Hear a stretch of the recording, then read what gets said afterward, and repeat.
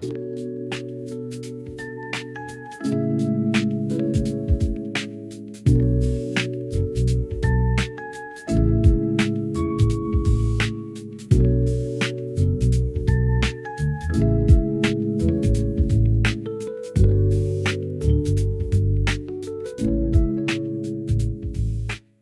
guys, kamusta? So welcome back sa aking vlog. Today, wala naman tayo masyadong activities or errands.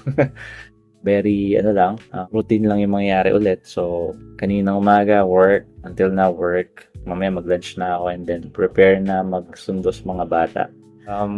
Gusto ko lang sigurong share sa inyo ng isang topic siguro na nagbibigay ng interest sa akin lately, Actually, dati pa naman, mahilig na rin akong makinig kasi ng mga self-improvement na mga videos, podcast, So, kaya gusto ko rin i-share sa inyo.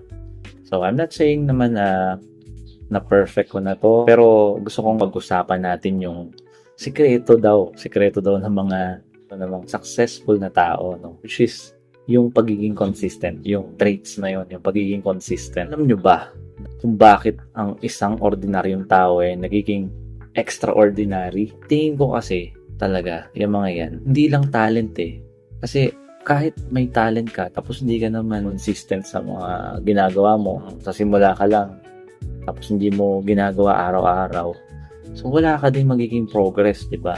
So, kaya mahalaga talaga yung pagiging consistent para maabot mo yung mga goals mo. Pero ano nga ba yung consistency? Para sa akin kasi, yung consistency is yung paggawa mo ng isang bagay ng paulit-ulit. Kahit gaano ito ka-boring, hirap, okay lang sa'yo. Kasi,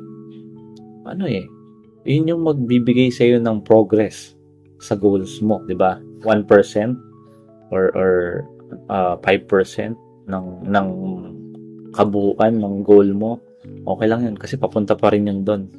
Basta consistent ka tuloy-tuloy. Isa pa sa parang key din, kumbaga, para magawa mo yung pagiging consistent. Para sa akin kasi parang combination din ng ng discipline tsaka commitment, di ba? Halimbawa, yung paggising ng maaga para mag-exercise, di ba?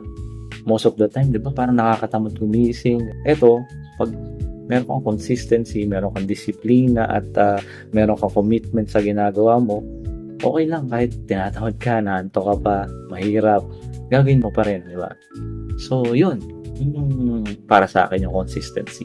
So, paano nga ba natin mapapractice yung pagiging consistent? So, meron ako mga naisip. Sa tingin ko lang, ito yung mga pwedeng natin gawin para ma-practice natin to.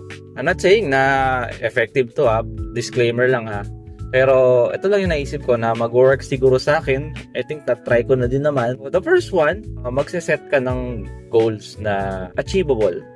What I mean is parang small goals lang, small achievements, yung realistic na goals na kaya mong gawin within today, parang ganun, which still leads you to your goals, diba? Kahit 1% lang, diba?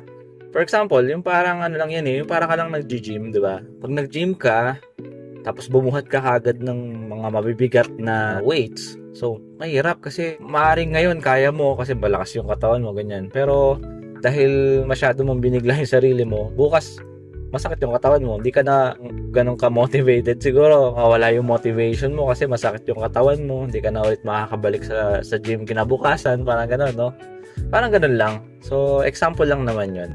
So, set your goals, small goals lang, Realistic goals lang yung i-set natin, number 1. I think yung number 2 is yung mag-set ka ng routine na activities para magawa mo yung goal mo. So, halimbawa, meron kang kailangan gawin na project, ganyan. So, mag-set ka ng parang schedule mo. So, umaga, anong gagawin mo? Tanghali, anong gagawin mo? Sa hapon, anong gagawin mo? So, isa-set mo yon, tapos susundin mo talaga yon. Magiging very strict ka doon sa schedule mo. Kung meron man mga unexpected schedules, may mga nag-iaya sa mga kaibigan mo, okay lang, medyo tanggihan mo muna. Sabihin na natin masama, pero syempre ganun talaga kasi meron tayong goals eh, no? And number 3 guys, dapat namomonitor mo yung progress mo. Okay? Para malaman mo kung nasan ka na. Ano na yung kailangan mo pang i-accomplish, ano pa yung kailangan mo i-improve sa sarili mo para makamit mo yung goals mo, no? And also para ma-plan mo din ng maigi yung mga next steps mo. Okay?